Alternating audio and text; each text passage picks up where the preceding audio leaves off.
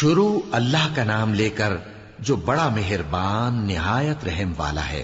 اس کے آگے اور پیچھے اللہ کے چوکیدار ہیں جو اللہ کے حکم سے اس کی نگرانی کرتے ہیں۔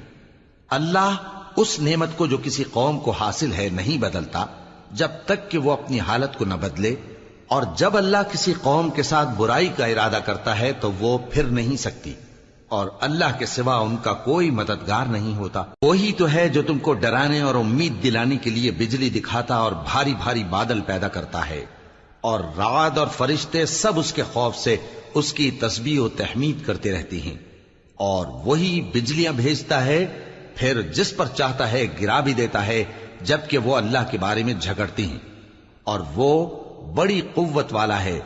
کام کا پکارنا تو اسی کا ہے، اور جن کو یہ لوگ اس کے سوا پکارتے ہیں وہ ان کی پکار کو کسی طرح قبول نہیں کرتے، مگر اس شخص کی طرح جو اپنے دونوں ہاتھ پانی کی طرف پھیلا دے تاکہ دور ہی سے اس کے منہ تک آ پہنچے، حالانکہ وہ اس تک کبھی بھی نہیں آ سکتا۔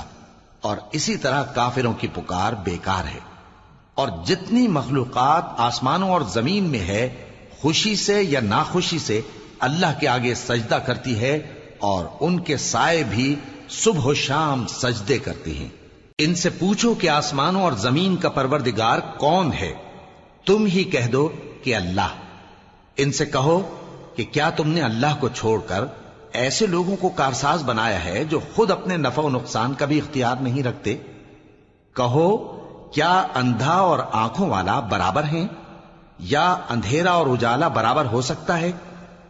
بھلا ان لوگوں نے جن کو اللہ کا شریک مقرر کیا ہے، کیا انہوں نے اللہ کسی مخلوقات پیدا کی ہے جس کے سبب ان کے لیے مخلوقات مشتبہ ہو گئی ہے؟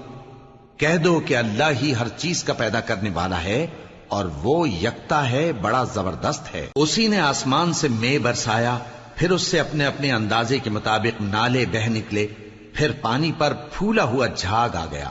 اور جس چیز کو زیور یا کوئی اور سامان بنانے کے لیے آگ میں تپاتے ہیں اس میں بھی ایسا ہی جھاگ ہوتا ہے۔ اس طرح اللہ حق و باطل کی مثال بیان فرماتا ہے۔ سو جھاگ تو سوکھ کر زائل ہو جاتا ہے، اور پانی جو لوگوں کو فائدہ پہنچاتا ہے وہ زمین میں ٹھہرا رہتا ہے۔ اس طرح اللہ صحیح اور غلط کی مثالیں بیان فرماتا ہے تاکہ تم سمجھو۔ جن لوگوں نے اللہ کے حکم کو قبول کیا ان کی حالت بہت بہتر ہوگی، اور جنہوں نے اس کو قبول نہ کیا، اگر روئے زمین کے سب خزانے ان کے اختیار میں ہوں تو وہ سب کے سب اور ان کے ساتھ اتنے ہی اور نجات کے بدلے میں صرف کر ڈالیں، مگر نجات کہاں؟ ایسے لوگوں کا حساب بھی برا ہوگا، اور ان کا ٹھکانہ بھی دوزخ ہے، اور وہ بری جگہ ہے۔ بھلا جو شخص یہ جانتا ہے کہ جو کچھ تمہارے پروردگار کی طرف سے تم پر نازل ہوا ہے حق ہے، وہ اس شخص کی طرح ہے جو اندھا ہے؟